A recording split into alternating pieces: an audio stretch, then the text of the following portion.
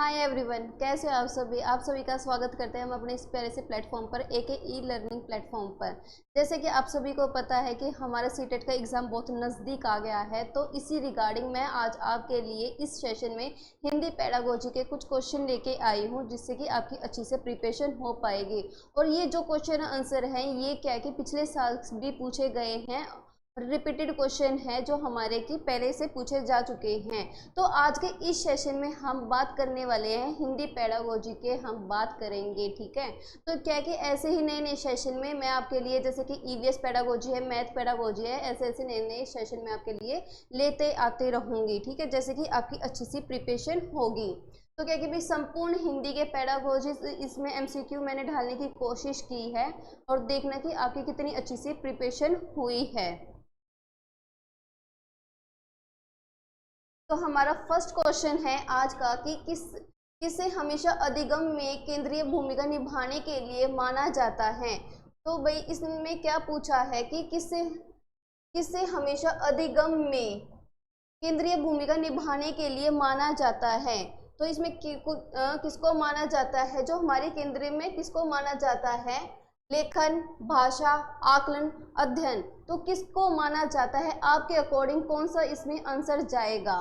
तो देखते हैं हम इसका आंसर क्या जाने वाला है। तो इसका आंसर क्या होगा कि भाषा होगी, क्या होगी, लैंग्वेज होगी। क्योंकि जो इसमें क्या पूछा गया, जो हमारी लर्निंग है, लर्निंग में की जो केंद्रीय भूमिका कौन निभाता है, हमारी लैंग्वेज निभाती है। जैसे कि हर एक सब्जेक्ट की अपनी लैंग्वेज होती है, जिससे कि बच्चा क्या कि अच्छे से लर्निंग अपनी कर सके। तो हमारा बेस्ट आंसर क्या रहेगा, भाषा रहेगी, ठीक है।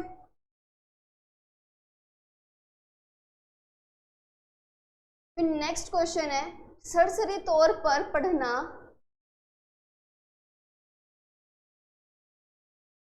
सरसरी तौर पर पढ़ना और बारीकी से पढ़ना पठन के दो उपकौशल हैं। नीचे दिए गए दो कर्मों में प्रयुक्त उपकौशल की पहचान करें। आपसे पूछा गया है, ये दो आपके सामने दो स्टेटमेंट दी गई है, इसमें आपसे क्या कि उपागम पूछे गए हैं। एक तो सरसरी तौर पर पूछा गया है और एक क्या कि बारीकी तौर पर पूछा गया है कि कौन से स्टेटमेंट में कि बारीकी उपकौशल है और कौन से स्टेटमेंट में सरसरी उपकौशल है। तो ये आपको क्या कि आइडेंटिफाई आपको करना है। तो देख लेते हैं हम अपने स्टेटमेंट।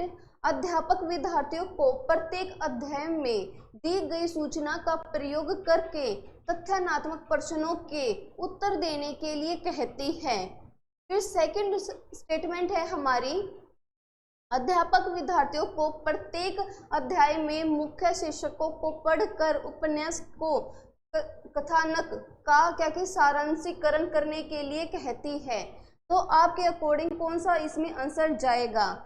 फर्स्ट सरसरी तौर पर पढ़ना, सेकंड बारीकी से पढ़ना, सेकंड ऑप्शन बारीकी से पढ़ना, सरसरी तौर पर पढ़ना।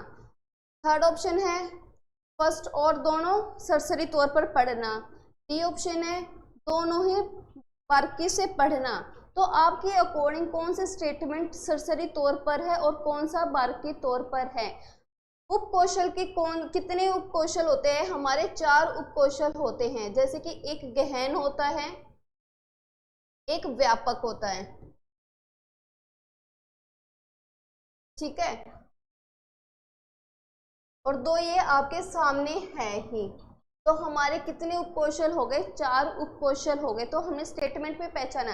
सरसरी तौर पर क्या होता है कि हम बिल्कुल बारीकी से हम देखते हैं, कोई भी सूचना है, कोई भी क्या कि फैक्चुअल इंफॉर्मेशन है, हम उसके बारे में बहुत अच्छे से डीप में क्या है कि नॉलेज ग्रहण करते हैं। तो ये हमारी कौन सा स्टेटमेंट रहेगा, ये हमारी फर्स्ट स्टेटमेंट रहेगी, जो कि है सरसरी, ठीक है। सेकेंड ऑप्शन था कि हमारा अध्यापक विद्यार्थियों को प्रत्येक अध्याय में मुख्य शिक्षकों को पढ़कर उपन्यास के कथनक का सारांशीकरण करने के लिए कहते हैं, यानी कि ऊपर ऊपर पढ़ने के लिए कहती है, कि हेडलाइन पढ़ने के लिए कहती है। तो वो हमारा क्या रहेगा, बारीकी से रहेगा। तो हमारा नहीं, इसमें फर्स्ट ऑप्शन में हमारा कौन सा जाएगा, बारीकी से जाएगा, और जो सेकंड ऑप्शन है वो किस में जाएगा, सरसरी में। क्योंकि बारीकी से हम कोई भी चीज पढ़ते हैं तो हम उसको क्या कि डीप में हम पढ़ते हैं, और कोई भी हम चीज ऊपर ऊपर हेडलाइन पढ़ते हैं किसी भी टॉपिक में तो वो क्या कहलाती है, सरसरी कहलाती है। तो हमारा ऑप्शन क्या जाएगा, ऑप्शन नंबर सेकंड जाएगा हमारा। फर्स्ट स्टेटमेंट बारीकी से पढ़ना और सेकंड स्टेटमेंट हमारे सरसरी तौर पर पढ़ना। थर्ड क्वेश्चन है, जब बच्चे कुछ सुन रहे होते हैं, तो बच्चे कुछ भी सुन रहे हैं, किसी का लेक्चर सुन रहे हैं, घर पर मम्मी पापा की कुछ भी बातें सुन रहे हैं, भाई बहन की बातें कुछ भी सुन रहे हैं, तो वो क्या है, तो ये चीज आपसे इसमें पूछी गई है। तो वे भाषा सीख रहे हैं और समझना सीख रहे होते हैं। सेकंड है, वे उच्चारण और स्वर को अवशोषित कर रहे हैं। अवशोषित यानी कि ग्रहण करना, क्या करना, ग्रहण करना।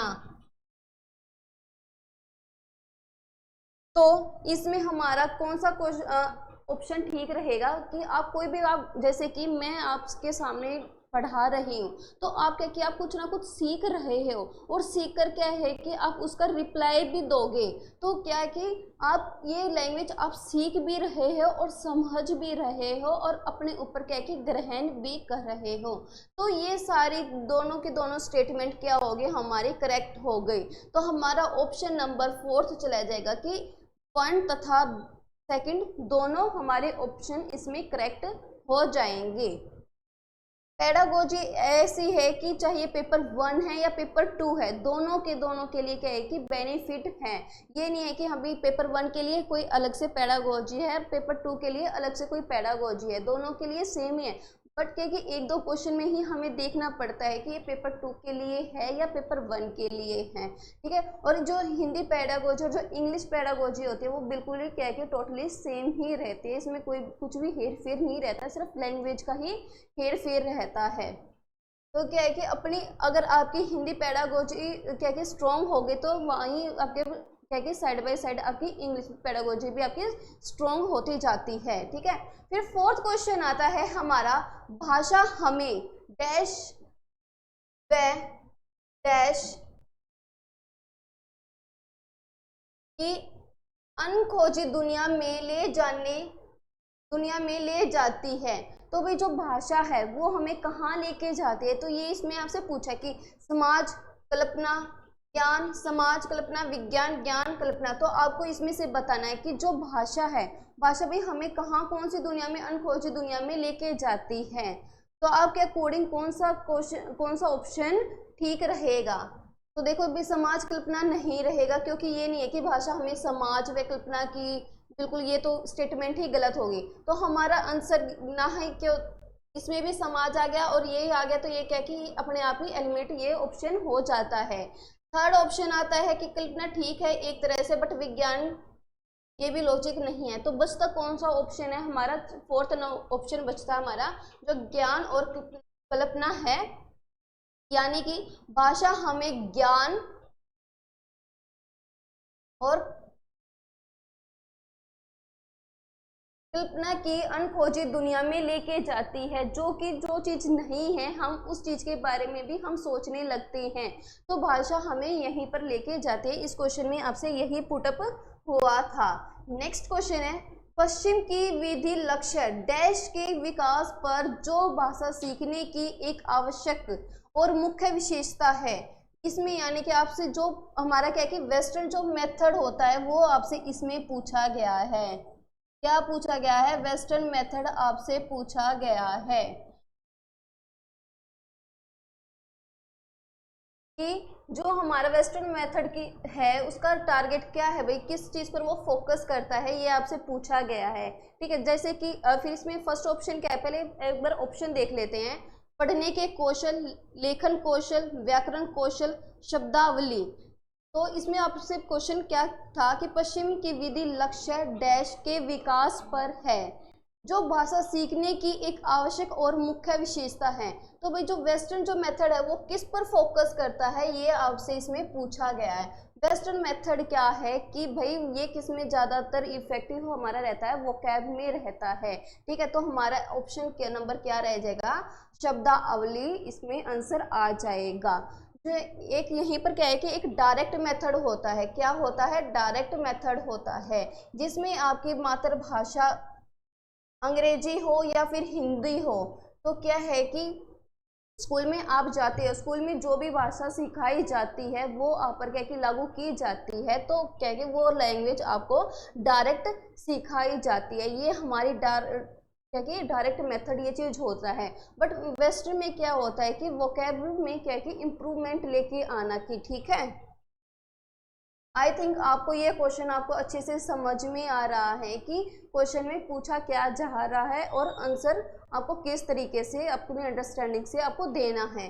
फिर नेक्स्ट क्वेश्चन आता है हमारा, निम्नलिखित में से कौन सा कथन सही है। तो आपको भी इसमें से कथन सही बताना है कि कौन सा कथन सही है। दूसरी भाषा के संपर्क में जितना समृद्ध होगा उतनी ही अधिक संभावना है कि हम उसे ग्रहण कर सकेंगे, ठीक है। पहली भाषा हमें उपलब्ध भाषा समृद्ध वातावरण दूसरी भाषा में हमेशा उपलब्ध नहीं होता है, ये भी ठीक है। तो भाई आपने इसमें जो आपके सामने ये दो स्टेटमेंट दी गई है, तो दोनों स्टेटमेंट आपको बतानी है कि ये करेक्ट है या फिर इनकरेक्ट है, आपसे ये चीज़ पूछी गई है, या फिर दोनों के दोनों ही गलत है या ठीक है, ये चीज़ आपसे पूछी गई है। तो भाई इसमें ऑप्शन क्या रहेगा कि देखो फर्स्ट स्टेटमेंट में क्या बोला गया था कि दूसरी भाषा के संपर्क में जितना समृद्ध होगा उतनी ही अधिक संभावना है कि हम उसे ग्रहण करेंगे। यानी कि हम मान लेते हैं कि हमारी मातृभाषा हिंदी है और हम कहीं किसी कंट्री में हम जाते हैं तो वहाँ की क्या है कि जो लैंग्वेज है वो है इंग्लिश है, तो जितना भी हम उसे कनेक्ट करेंगे, जितना भी हम उसके साथ रहेंगे, टाइम स्पेंड करेंगे, तो क्या है कि वो चीज़ हम अडेप्ट करते हैं। तो ये भी हमारा क्या है कि पॉजिटिव पॉइंट है और ये हमारा करेक्ट पॉइंट है कि आप जितने भी आप किसी भी चीज़ में आप संपर्क में रहोगे तो वो चीज़ आप पर क्या है कि असर करेगी ही करेगी और आप वो चीज़ जल्दी सीख पाओगे। और फिर सेकेंड पॉइंट था हमारा कि जो पहली भाषा है, पहली भाषा आपकी मातृभाषा हो सकती है, कोई भी मातृभाषा आपकी हो सकती है। उपलब्ध भाषा समृद्ध वातावरण दूसरी भाषा में हमेशा उपलब्ध नहीं होता, कि भाई ये जरूरी नहीं है कि जो आपकी मातृभाषा है और कोई दूसरी हमारी लैंग्वेज है कि उसमें ही हमेशा ही वो क्या कि यूजफुल रहे। यानी कि जैसे कि आपकी मातृभाषा इंग्लिश है और आपको क्या है कि आपको हिंदी में आपको ये चीज़ आपको समझनी है, जरूरी नहीं है कि इंग्लिश क्या है कि आपको यहाँ पर एक पॉजिटिव पॉइंट में ही आपको ये चीज़ सिखाएगी कि हाँ ये चीज़ ऐसी हो सकती है, जरूरी नहीं होती है। तो हमारा ये पॉइंट भी क्या हो गया, करेक्ट पॉइंट हो गया। तो हमारा ऑप्शन नंबर कौन सा होगा, ना ही फर्स्ट ना ही सेकंड, ये तो होगा ही नहीं, क्योंकि हमारे दोनों स्टेटमेंट क्या है, हमारे दोनों स्टेटमेंट है करेक्ट हैं। तो करेक्ट वाली ना तो केवल 1 है ना 2 है, तो हमारी ऑप्शन नंबर डी हमारा यहाँ पर करेक्ट आंसर यहाँ पर चला जाता है कि दोनों के दोनों स्टेटमेंट बिल्कुल ही ठीक है। भाई फिर आता है हमारा नेक्स्ट क्वेश्चन आता है, निम्नलिखित में से कौन सा साक्षरता शिक्षण उपागम अक्षरों और ध्वनि के बीच संबंध पर बल देता है, क्या देता है, बल देता है।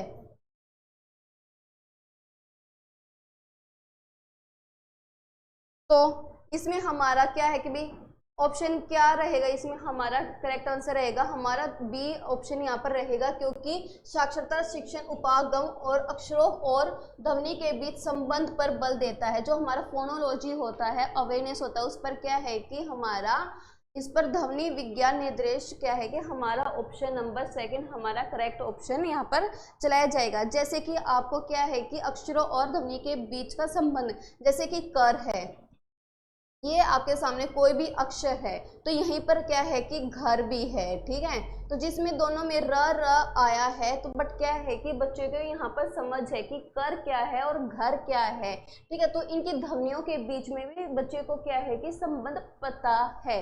तो हमारा आंसर क्या चला जाएगा, ध्वनि विज्ञान निर्देशक हमारा इसमें ऑप्शन चलाया जाएगा सेकंड नंबर का, ठीक है। फिर आता भाई हमारा नेक्स्ट क्वेश्चन, नाटक शिक्षण में सतत और व्यापक मूल्यांकन के लिए निम्नलिखित में से कौन सा सर्वाधिक महत्वपूर्ण है। तो भाई आपसे इसमें पूछा गया है CCE आपसे पूछा गया है, जो कि है कॉन्टिन्यूस कॉम्प्रिहेंसिव एंड इवेल्युएशन। आपसे पूछा गया है कि आपका कौन सा बेस्ट तरीका रहेगा बच्चे का ये करने का, ठीक है। आपसे ये पूछा गया है इस क्वेश्चन में कि फर्स्ट ऑप्शन आता है हमारा पढ़े गए नाटक का मंचन, सेकंड है पात्रों का चरित्र लिखना, थर्ड ऑप्शन है लिखित परीक्षा। फोर्थ, मुख्य संवादों को सुंदर रूप से लिखना। देखो कोई भी हमारा क्या है कि हम संवाद हम लिखते हैं तो ये नहीं है कि हम उसको अच्छे हम उसको हैंड राइटिंग में लिखें, ये जरूरी नहीं होता है, ठीक है। बट ये इसमें क्या है कि भाई हमारा कंटेंट अच्छा होना चाहिए, वो किसी भी हैंड राइटिंग में हो सकता है। ना ही हमारी लिखित परीक्षा में क्या है कि हम बच्चे का सीसी हम कर सकते हैं, ये बिल्कुल ये भी गलत है। क्योंकि हम क्या करते हैं, हम कर जाते हैं SA to FA में जाते हैं। मैंने आपको बताया था कि SA to FA में हमें बच्चे का असेसमेंट हमें करना है, और ना ही क्या कि पात्रों का चरित्र कि हाँ भी उनका कि किस तरीके से क्या है वो भी नहीं लिखना है, कि लेखक है या उनका समरी हमको लिखना है। तो बेस्ट ऑप्शन हमारा क्या बचता है, हमारा बचता है कि भाई पढ़े गए नाटक का मंचन करना, कि भाई जो आपने अभी तक जो आपने पढ़ा है तो उसका क्या कि रोल करवाना, ठीक है, कि उस पर मंचन करवाना, कि रोल प्ले करवाना, क्या करवाना, रोल प्ले करवाना बच्चे से, ताकि बच्चा अच्छे से और समझदारी से बच्चा सीख पाए, उसको किसी भी तरह की कोई भी परेशानी ना हो। तो हमारा आंसर क्या आ जाएगा, हमारा ऑप्शन नंबर फर्स्ट जाएगा इसमें, ठीक है। इसमें आपको देखना है कि एक तो पॉजिटिव पॉइंट देखना है, और बच्चा जहाँ पर एक्टिव होगा आपको क्या है कि वो आपको ऑप्शन देखना है कि बच्चा किस में एक्टिव है।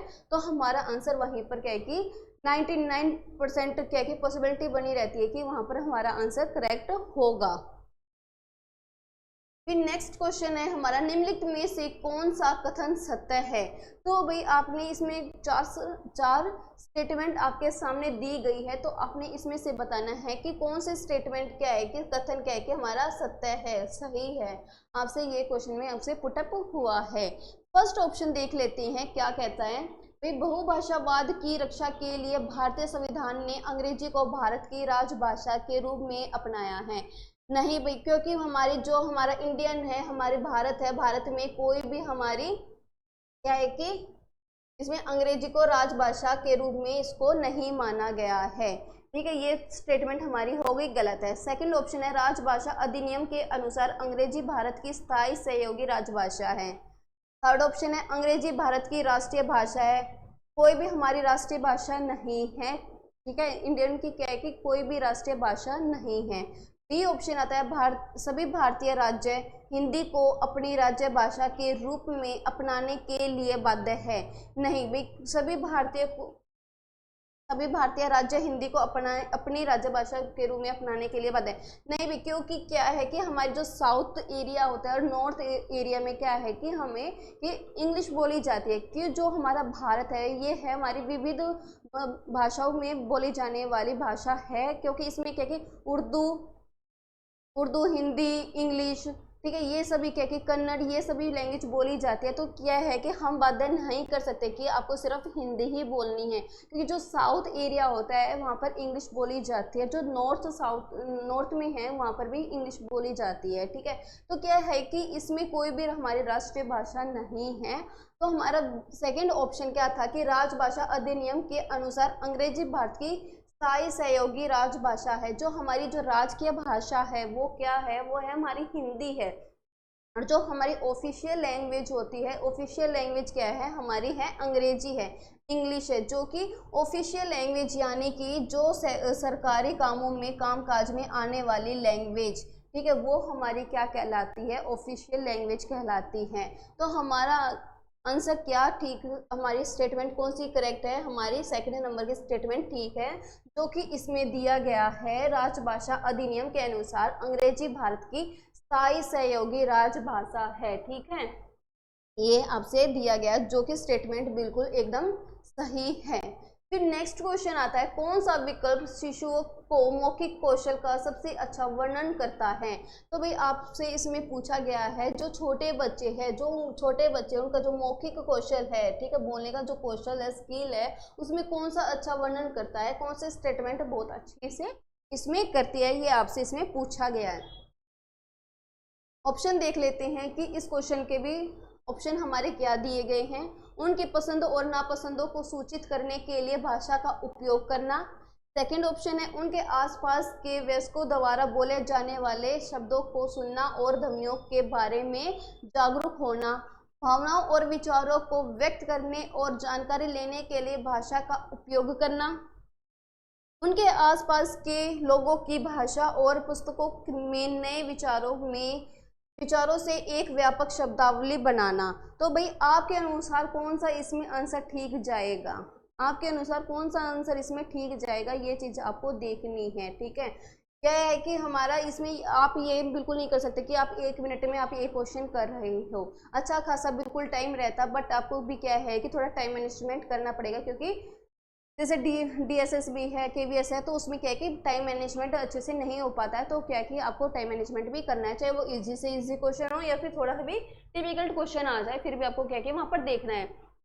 तो भैया हमारा आंसर क्या जाएगा, तो अरे इसमें बेस्ट स्टेटमेंट कौन सी, अभी उनके आसपास के व्यस्त को दोबारा बोले जाने वाले शब्दों को सुनना, जो उनके अडल्ट हैं, ठीक है, उनके जो आसपास जो उनके अडल्ट क्या है, अडल्ट के द्वारा बोले जाने वाले शब्दों को सुनना, जैसे कि मैं हूं और मेरे से कोई बड़ा है, ठीक है, तो मैं उनके शब्दों को सुनूंगी समझूंगी। ठीक है, वो चीज क्या कि फिर उन ध्वनियों के बारे में जागरूक होना कि वो किस तरीके से वो बोल रहा है, फ्लुएंट तरीके से वो किस तरीके से बोल रहा है, कोई भी वर्ड है तो उसको कि किस तरीके से फ्लुएंट होके वो चीज बोल रहा है, तो ये चीज इसमें हमें पता होनी चाहिए। जैसे कि फोनिम अवेयरनेस के बारे में आपने पढ़ा होगा कि किस तरीके से हमें फोनिम्स अवेयरनेस के बारे में हमें पता होना चाहिए।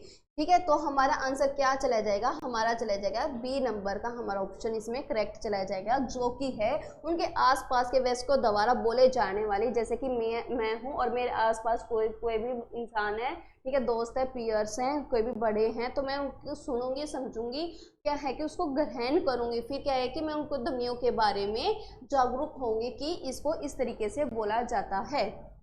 फिर नेक्स्ट क्वेश्चन आता है हमारा, विद्यार्थी अध्यापिका द्वारा दिए गए आदर्श वाक्यों को दोहरा कर भाषा के प्रतिमान पैटर्न सीखते हैं, वे वाक्यों को कंठस्थ कर लेते हैं और सही तरीके से डील करने पर अपने अध्यापक द्वारा सकारात्मक पुनर्बलन प्राप्त करते हैं। अध्यापक द्वारा क्या किया जा रहा है, भाई आपसे ये चीज आपसे पूछी गई है इसमें। विद्यार्थी अध्यापक द्वारा, ठीक है, विद्यार्थी अध्यापक द्वारा दिए गए आदर्श वाक्यों को दोहरा कर भाषा के प्रतिमानों सीखते हैं, वे वाक्यों को कंठस्थ कर लेते हैं और सही तरीके से डील करने पर अपने अध्यापक द्वारा सकारात्मक पुनर्बलन यानी कि रिफोर्समेंट प्राप्त करते हैं। तो अध्यापक द्वारा क्या किया जाता है, ये चीज आपसे इसमें पूछी गई है। तो तो ऑप्शन देख लेते हैं, सर्वभाषिक विधि, संप्रेषणात्मक उपागम, कुल भौतिक प्रतिक्रिया, डी ऑप्शन है हमारा रचनात्मक उपागम। तो आपके अनुसार इसमें से बेस्ट ऑप्शन कौन सा रहेगा, तो भाई कोई भी हम चीज़ सुनते हैं फिर हम चीज़ क्या कि हम उस चीज़ को समझते हैं, तो वो विधि क्या कहलाती है, बेस्ट विधि कहलाती है, जो कि है सर्वभाषिक विधि है हमारी। ठीक है, सुनकर समझकर वो चीज़ हम किसी चीज़ पर हम अप्लाई हम करते हैं।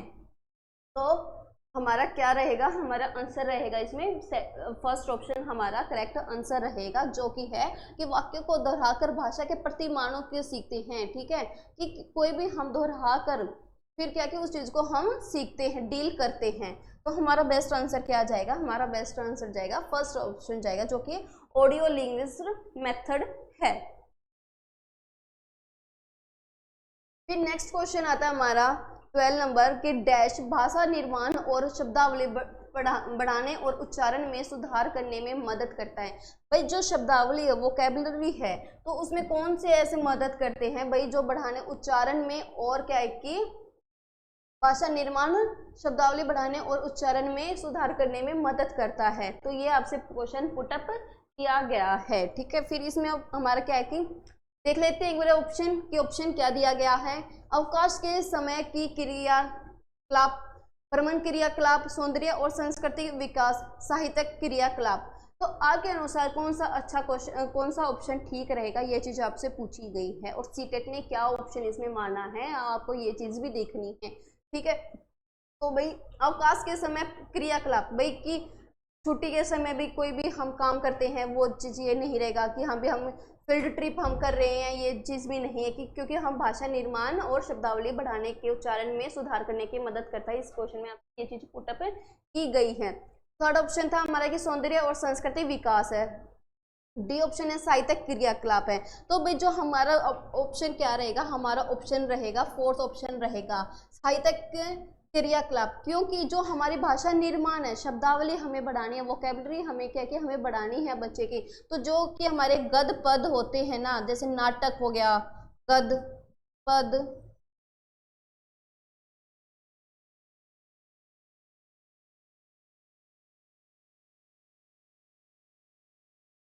नाटक, इनके द्वारा क्या है कि हम बच्चे का क्या है कि अच्छे से हम निर्माण कर सकते हैं। जो वोकैब है हम और उच्चारण है, किस तरीके से फ्लुएंट तरीके से बच्चा वो शब्द को क्या कि बोल सकता है, तो वो हम इनके द्वारा हम कर सकते हैं। तो बेस्ट आंसर हमारा क्या रहेगा, बेस्ट आंसर रहेगा हमारा साहित्यिक क्रियाकलाप रहेगा।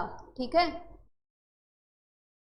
तो मैं आशा करती हूँ कि आपको ये सेशन भी आपको अच्छा लग रहा होगा, क्योंकि मैं अलग अलग सेशन में क्या है कि मैं आपके लिए नई नई चीज़ मैं आपके सामने लेके आ रही हूँ, जिसको आपको किसी भी तरह की कोई भी परेशानी ना हो। ठीक है, तो फिर हमारा नेक्स्ट क्वेश्चन है, साक्षरता अर्जित करने के लिए किसमें निपुणता मास्टरी होनी चाहिए। जो हमारी लिटरेसी है भाई वो कि किसमें हमें मास्टरी होनी चाहिए, ये आपसे पूछी गई है। साक्षरता यानी कि लिटरेसी, ठीक है, अर्जित करने के लिए किसमें हमें मास्टरी होनी चाहिए। डिकोडिंग और भाषा अवबोधन सेकंड ऑप्शन है। सटीकता और अवधारणात्मक बोध, ठीक है, तो इसमें हमारा क्या आंसर रहेगा, ठीक है, हमारा आंसर रहेगा इसमें डिकोडिंग रहेगा, डिकोडिंग और भाषा अवबोधन रहेगा। कि यानी कि जो मैंने आपको मैसेज दिया है वो मैसेज आपने अच्छे से समझा है, फिर वो समझ कर क्या कि आपने अच्छे से ग्रहण किया है, और फिर आपने डिकोडिंग किया है, तो वो फिर आपने ग्रहण करके क्या है कि आपने मेरे को रिस्पॉन्स दिया, तो वो हमारा प्रोसेस क्या कहलाएगा, डिकोडिंग वाला प्रोसेस हमारा कहलाएगा। यहीं पर हमारा क्या कि भाषा अवबोधन यानी कि कॉम्प्रिहेंसिव रहेगा। तो इसमें हमारा बेस्ट ऑप्शन क्या है कि भाई बच्चे को कुछ भी चीज़ हम समझा रहे हैं समझ में आनी चाहिए, अपने ऊपर ग्रहण करनी चाहिए, फिर जो हम उस पर रिस्पॉन्स कर रहे हैं वो क्या कि एक अच्छी फ्लुएंट और अच्छी क्या कि क्लियरिटी के साथ वो हमें क्या कि मैसेज हमें दे। तो वो यही हमें क्वेश्चन में पुटअप किया गया था। तो इसमें ही क्या है कि मास्टरी बच्चे में अच्छे से होनी ही चाहिए। ठीक है, ये शब्दावली वगैरह ये चीज ये हमारे ऑप्शन क्या है कि गलत है। फिर नेक्स्ट क्वेश्चन आता है हमारा, राष्ट्रीय पाठ्यचर्या रूपरेखा द्वारा रेखांकित दक्षताओं को प्राप्त करने में प्रत्येक बच्चे की प्रतिभागिता को समर्थन देने वाला समावेशी स्वागित्य और आनंदीय परिवेश स्वार्थिक उपयुक्त तरीके से कैसे सर्जित किया जा सकता है। भाई जो आपसे एनसीएफ है, एनसीएफ में आपसे पूछा गया है कि बच्चे की जो रूपरेखा द्वारा रेखांकित दक्षताओं को प्राप्त करने में प्रत्येक बच्चे की प्रतिभागिता यानी कि बच्चा पार्टिसिपेशन करे, ठीक है, पार्टिसिपेशन करे, वो समर्थन देने वाला समावेशी इंक्लूसिव एजुकेशन है, ठीक है, इंजॉय के साथ क्या है कि उस एजुकेशन को प्राप्त करे। तो आपसे ये पूछा गया है कि कौन सा ऐसा तरीका है बच्चे से हम कर सकते हैं। कि ऑप्शन देख लेते हैं हम, क्वेश्चन आपको आई थिंक आपको समझ में आया कि क्वेश्चन में एक्चुअल में पूछा क्या है। फिर फर्स्ट ऑप्शन है हमारा कि विकास के विभिन्न आयामों से बच्चे के कार्य का प्रदर्शन करके। सेकंड ऑप्शन है रंगीन आकर्षण परिवेश के लिए कक्ष की सजावट करके। थर्ड ऑप्शन है तपती हुई धूप में बाहर गतिविधियों को न करके और आंतरिक गतिविधियों का आयोजन करके। डी ऑप्शन है मुख्यतः शिक्षार्थी के अच्छे स्वास्थ्य और खुशहाली पर ध्यान केंद्रित करके। भाई हमारा बेस्ट आंसर क्या रहेगा आपके अकॉर्डिंग, ये चीज आपको इसमें बतानी है। तो हमारा ऑप्शन क्या रहेगा इसमें, देखो भाई जो रंगीन आकर्षण परिवेश के लिए भाई हम कक्षा की सजावट करके हम ये इसमें बच्चे क्या किया, ये कुछ भी मैटर नहीं करता कि हमारी क्लास कैसी है किस तरीके से है, वो क्या है कि बच्चे पर टीचर पर डिपेंड रहता है, आप उसको किस तरीके से आप उसको टीच करोगे। ठीक है, ये नहीं कि आप क्लास को आप सजा दोगे तो बच्चा अच्छे से सीख पाएगा, नहीं, ये बिल्कुल गलत है। और ना ही तो हम बच्चे को क्या है कि ये तो क्या कि एक तरह से पनिशमेंट होगी, ठीक है, बच्चे के लिए कि तपती हुई धूप में बाहर की जो गतिविधियां हैं एक्टिविटी हैं उसको न करके आंतरिक गतिविधियों का आयोजन करके। कि हम उसको कि बाहर तो हम लेके नहीं जाएंगे, प्लेग्राउंड अराउंड में हम लेके नहीं जाएंगे। जो इंडोर गेम है या फिर इंडोर एक्टिविटी है हम उसको उसी के द्वारा क्या है कि हम उसको पढ़ाएंगे। तो ये भी क्या है कि गलत हो गया, क्योंकि हमें दोनों पर फोकस करना है बच्चे पर। और ये भी क्या है कि शिक्षार्थी के अच्छे स्वास्थ्य और खुशहाली पर ध्यान केंद्रित करके, ये भी बिल्कुल हमारा गलत है। एनसीएफ क्या कहता है, जो एनसीएफ जो मैंने आपको क्या है कि चाइल्ड डेवलपमेंट में 4 आयाम बताए थे, क्या बताए थे, PCIC करके मैंने आपको बताया था कि बच्चे का physical, cognitive, social and emotional क्या है कि चारों के चारों एस्पेक्ट के द्वारा कि बच्चे को हम अच्छे से उसको ट्रीट कर सके कि ताकि बच्चा अच्छे से सीख सके। तो विकास के विभिन्न आयामों से बच्चे के कार्य का प्रदर्शन किया जा सकता है। अगर वो फिजिकली एक्टिव है तो क्या है कि उसका अच्छे से प्रदर्शन वो कर सकता है। अगर यहीं पर क्या है कि एक चीज़ डाउन हो जाती है तो वहीं पर क्या है कि हर उस पर क्या है कि इफेक्ट पड़ता है। तो हमें क्या करना है, तो हमें करना है कि चारों के चारों जो एस्पेक्ट हैं, हमारे आयाम हैं, physical, cognitive, social and emotional है, तो हमें उस पर क्या है कि फोकस करना है बच्चे पर, कि जो चारों के चारों आयाम है हमें उसको पर फोकस करके उसका ध्यान रखकर तभी हम बच्चे का कि हम डेवलप हम कर सकते हैं। एनसीएफ में यही बात की गई है कि जो हमारी पेडागोजी है, पेडागोजी में कि बच्चा क्या है कि बच्चा है भाई, हमें उसको केंद्रित में लेके आना है, सेंटर में हमको वो चीज़ रखनी है। फिर क्या है कि आप उसके अराउंड देखना है कि उसके लिए कौन सा ऑप्शन बेस्ट रहेगा, वही फिर क्या है कि आपका आंसर करेक्ट होने की पूरी संभावना रहती है। फिर नेक्स्ट क्वेश्चन है हमारा, कौन सा उपागम विधि शिक्षार्थी की जीवन की वास्तविक परिस्थिति में भाषा प्रयोग के मुख्य लक्ष्य से संबंधित है। तो भाई आपसे ये पूछा गया है कि भाई कौन सा उपागम विधि है, ऐसी कौन सी अप्रोच है जो शिक्षा की जो जीवन की जो वास्तविक है, जो रियल लाइफ है, उसे क्या है कि परिस्थितियों में भाषा प्रयोग के मुख्य लक्ष्य से संबंधित है, ये आपसे पूछा गया है।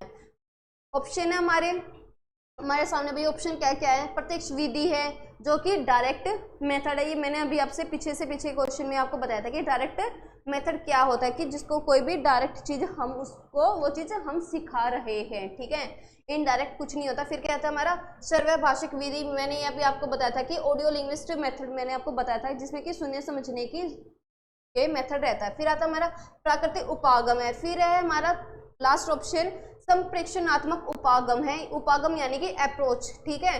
तो आपको क्या है कि आपके अकॉर्डिंग कौन सा इसमें आंसर आपके लिए ठीक है, तो ये चीज आपको बताना है कि आपकी अभी कितनी तैयारी है, इसमें आप बताओ कि भाई इसमें ऑप्शन कौन सा ठीक जाएगा। तो भाई देखो, प्रत्यक्ष विधि में तो क्या रहता है कि हम डायरेक्ट क्या कि बच्चे को ये चीज़ कहते हैं कि हाँ भाई आपको ये चीज़ करनी है, सिर्फ डायरेक्ट हमने वो चीज़ बच्चे पर थोप दी है, ठीक है। तो ये बिल्कुल मेथड ठीक है, बट वो क्या है कि थोड़े बड़े बच्चों के लिए अच्छा रहता है। फिर आता हमारा भी ऑडियो लिंग्विस्ट मेथड आता है। थर्ड था कि हमारा प्राकृतिक उपागम है। तो जो हमारा बेस्ट ऑप्शन रहता है वो रहता है हमारा संप्रेक्षणात्मक उपागम, जो कि हमारा है कम्युनिकेशन के द्वारा बच्चा है क्या रियल लाइफ से कनेक्टेड होता है। तो आपसे यही इसमें पूछा गया था, जो हमारे उपागम है, विधि है, शिक्षार्थी के जो जीवन की वास्तविक परिस्थितियों में भाषा का प्रयोग में मुख्य लक्ष्य है। जो भाषा है भाई, जो आप बात करोगे, आप कनेक्ट करोगे किसी से भी पर्सन से, तो क्या है कि आप लैंग्वेज का आप यूज करोगे, और लैंग्वेज का आप यूज करोगे, भाषा का आप यूज करोगे, तो क्या है कि आपकी इसमें आपका क्या कि लक्ष्य से संबंधित आपसे इसमें क्वेश्चन पुटअप हुआ था कि आपका क्या संप्रेक्षणात्मक उपागम आपका आंसर ठीक रहेगा, ठीक है। क्योंकि छोटे बच्चे, तो छोटे बच्चों में क्या है कि हमें रियल लाइफ से हमें की कनेक्ट करना है बच्चे, ठीक है। फिर आता है हमारा नेक्स्ट क्वेश्चन, कक्षा 5 की एक विद्यार्थी कहती है, मैं अपना काम अध्यापक को देने से पहले सटीकता के लिए अंतिम फाइनल रूप से भी जांचती हूँ। यह विद्यार्थी लेखन के किस चरण में पर है। आपसे ये पूछा गया है, कोई भी बच्ची अपना टास्क पूरा करती है, कंप्लीट करती है, तो कंप्लीट करने के बाद वो फिर से एक बार क्या कि वो किए हुए काम को जांचती है, परखती है कि जो मैंने काम किया है, कार्य किया है, वो ठीक है या नहीं है। तो वो किस चरण पर है, ये आपसे इसमें पूछा गया है। तो हमारा क्या है, हमारा फर्स्ट ऑप्शन है कि प्रूफ रीडिंग है, सेकंड है सहपाठी मूल्यांकन है, थर्ड है हमारा पारूपण है, डी है हमारा पुनर्पारूपण है। तो इसमें हमारा कौन सा आंसर ठीक रहेगा। तो भाई जो ये जिस चरण पर है वो ये इस चरण को क्या कहते हैं, प्रूफ रीडिंग कहते हैं। क्या कहते हैं, प्रूफ रीडिंग कहते हैं, ठीक है।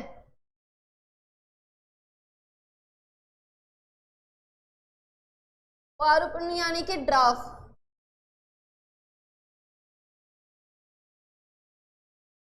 तो ये तो बिल्कुल, ये तो हो गया कि सहपाठी मूल्यांकन करेगा इसमें, ये क्योंकि ये क्या है कि ये खुद ही ये चीज कर रही है। तो हमारा आंसर क्या जाएगा, हमारा आंसर जाएगा फर्स्ट नंबर का जाएगा, प्रूफ रीडिंग में जाएगा कि ये क्या है कि जो कक्षा 5 की कोई भी लड़की है, लड़का है, क्या है कि कोई भी काम करता है, करने के बाद क्या है कि उसको जांचता है, जांच करता है उसके बारे में, तो वो कौन से चरण पे है आपसे पूछा गया था, वो क्या कर रही है, वो कर रही है भाई प्रूफ रीडिंग कर रही है कि फिर से उसको जांचना कि मेरे की कोई गलती तो नहीं हुई है ना, कि एक बार टीचर से देने से पहले एक बार मैं खुद भी मैं जाँच कर लूँ। ठीक है, फिर आता हमारा नेक्स्ट क्वेश्चन आता है, कक्षा 3 की अध्यापिका अपनी कक्षा में पठन कोना सर्जित करना चाहती है। यानी कि भाई जो अध्यापिका क्या करती है, अपनी कक्षा में पठन कोना अर्जित करना चाहती है कि कोई भी कॉर्नर लेती है क्लासरूम का, लाइब्रेरी का, उसको क्या है कि सजावट करती है, पुस्तकों से करती है, बच्चों के लिए पुस्तकों का चयन करती है कि मान लेते हैं कि मैंने ये कॉर्नर ले लिया तो इसमें क्या है कि मैंने वो सारी चीजें बुक्स रख दी है। तो समय निम्नलिखित चयन करते समय निम्नलिखित में से किस प्रश्न को सबसे अधिक महत्वपूर्ण माना चाहिए। तो जो इस टीचर ने किया है कि हमें इस टीचर ने कॉर्नर में की कुछ किताबें रख दी है, तो वो क्या करना चाहती है, यही आपसे इस क्वेश्चन में पुटअप किया गया है कि कौन सी हमारी स्टेटमेंट ठीक है कि टीचर क्या करना चाहती है। देख लेते हैं हम एक बार कि हमारे ऑप्शन क्या कहते हैं कि क्या पुस्तकें तीसरी कक्षा की पठनचर्या के लक्ष्य को संबोधित करने में मदद करेगी। ठीक है, सेकंड ऑप्शन है, क्या ये पुस्तकें एक से अधिक निर्देशनात्मक प्रसंग में प्रयोग के लिए उपयुक्त है। थर्ड है, क्या इन पुस्तकों के लेखक जाने माने बाल साहित्य के माननीय लेखक हैं। बी ऑप्शन है, क्या पुस्तकें कक्षा के अधिकांश विद्यार्थियों के समर्थ पठन स्तर के अनुसार लिखी गई है। तो भाई आपके अकॉर्डिंग कौन सा अच्छा इसमें ऑप्शन रहेगा कि देखो भाई, क्या पुस्तकें तीसरी कक्षा की पठनचर्या के लक्ष्य को संबोधित करने में मदद करेगी, कि भाई सिर्फ क्या तीसरी कक्षा तक की ही क्या है कि उसको संबोधित करेगी, क्या और कुछ नहीं करेगी। तो ये हमारा क्या हो गया, गलत हो गया ये ऑप्शन भी हमारा। ठीक है, फिर हमारा आता है कि क्या ये पुस्तकें एक से अधिक निर्देशनात्मक प्रसंग में प्रयोग करने के लिए उपयुक्त है। क्या सिर्फ जो टीचर ने जो टारगेट रखा है सिर्फ ये इसी के लिए ही है या फिर और किसी के लिए ये बेनिफिट नहीं रहेगी। तो क्या है कि पुस्तकें क्यों हम रिसोर्सेज मानते हैं, ना कि हम सिर्फ क्या कि हम सिर्फ उसको टेक्स्ट बुक ही हम सब कुछ हम नहीं मान सकते। तो ये ऑप्शन भी हमारा क्या है कि गलत हो जाता है। फिर क्या कि इन पुस्तकों के लेखक जाने माने होने चाहिए, मतलब जो जाने माने हैं, जो जिन लेखकों का क्या कि नाम है अच्छे से दुनिया में, तो क्या सिर्फ वही लेखक होने चाहिए। बट जो जिनका नाम नहीं है, जिनकी जो पुस्तकें हैं वो बिल्कुल भी कुछ रोल नहीं करती है, तो ये भी हमारा ऑप्शन क्या हो गया, गलत हो जाता है। तो बचता कौन सा है हमारा, हमारा लास्ट ऑप्शन बचता है जो कि है 4th नंबर का है, जिसमें पूछा गया है कि एक बार देख लेते हैं कि 4th ऑप्शन भी क्या कहता है।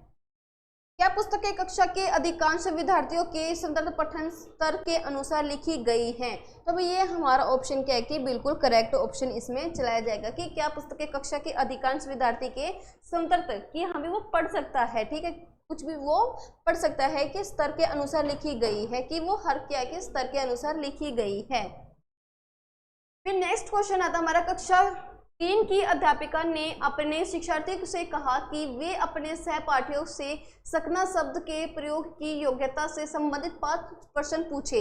यानी कि जो सकना शब्द है तो ऐसे क्या है कि वो 5 प्रश्न पूछे कि जिसमें क्या कि सकना शब्द आए। जैसे कि क्या तुम तैर सकते हो, गतिविधि का यह प्रकार किस लिए है। तो जो भाई जो सकना शब्द है, ये सकना शब्द क्या है कि 5 प्रश्न ऐसे पूछे जाए जो सकना शब्द है कि उस प्रश्न में आए। तो भाई ये क्या गतिविधि कहलाती है, ये चीज आपसे इसमें पूछी गई है। तो ये किस प्रकार का है, स्वच्छंद बोलना, निष्क्रिय स्वर्ण। देखो निष्क्रिय तो क्या कि पैसे तो बिल्कुल ये है ही नहीं, क्योंकि इसमें बच्चा क्या कि एक्टिव है और टीचर भी क्या कि यहाँ पर एक्टिव है। ठीक है, फिर आता है हमारा कि मौखिक प्रवाह अभ्यास, नियंत्रण मौखिक अभ्यास। नियंत्रण क्या भाई, ये थोड़ी ना कि हम उसको बार बार में ये चीज बोले कि हमें तुम प्रैक्टिस करो, ये चीज नहीं है।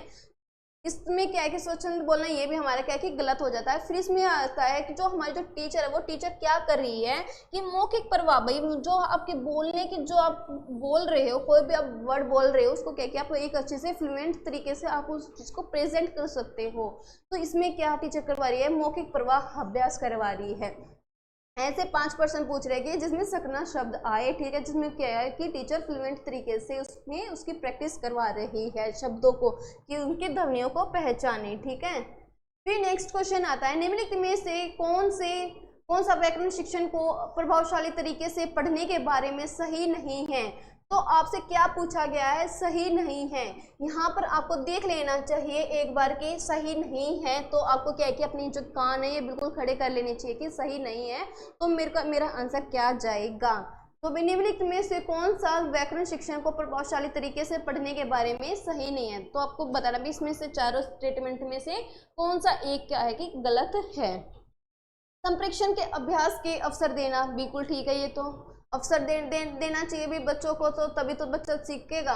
फिर क्या है कि व्याकरण को उसके नियम कथन करके सीखना, वास्तविक संप्रेक्षण प्रस्तुत करना। अगर आप क्या है कि रियल कोई भी चीज़ आप दोगे तो क्या है कि बच्चा उस चीज़ को आप कनेक्ट कर पाएगा, ठीक है, अपने सराउंडिंग एरिया में क्या है कि उस चीज़ को कनेक्ट कर पाएगा।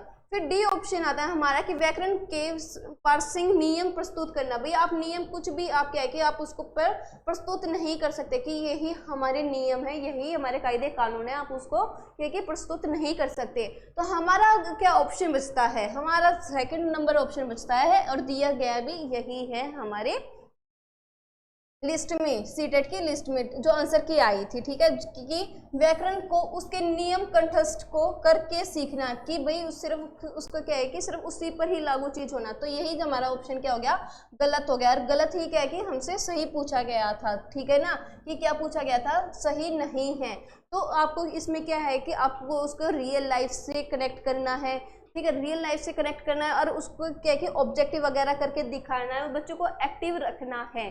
तो यही चीज़ क्या है कि हमारे पेडागोजी बोलती है कि बच्चे को क्या है कि सेंटर में रखकर, बच्चे के जो सराउंडिंग एरिया है हमें उसको ध्यान में रखकर ही बच्चे को पढ़ाना चाहिए, ताकि जैसे कि बच्चा जल्दी से और अच्छे से सीख सके, ठीक है। तो भाई हमने आज के इस क्लास में क्या किया है, हमने किया है हिंदी पेडागोजी के 19 क्वेश्चन किए हैं, ठीक है। और 19 क्वेश्चन जो ये है, इसमें जो हमारा 21 जनवरी 2024 को जो एग्ज़ाम हुआ था इसके भी कुछ क्वेश्चन हैं, 6 से 7 क्वेश्चन मैंने इसके भी लिए हैं, करंटली लिए हैं, और जो पहले जो एग्ज़ाम हुआ था कुछ मैंने उसके क्वेश्चन लिए हैं, ठीक है। तो आज के सेशन में हमने भाई हिंदी पेडागोजी की है। ऐसे ही जो आने वाले जो सेशन है अलग अलग क्या कि सब्जेक्ट की आपके सामने आती रहेगी। तो क्या कि भाई हमारे इस चैनल पर हमारे साथ बने रहना और देखना कि आपकी कितनी अच्छी से प्रिपरेशन हुई है। तो इस सेशन को क्या कि लाइक शेयर एंड सब्सक्राइब करना। तो थैंक यू वेरी मच।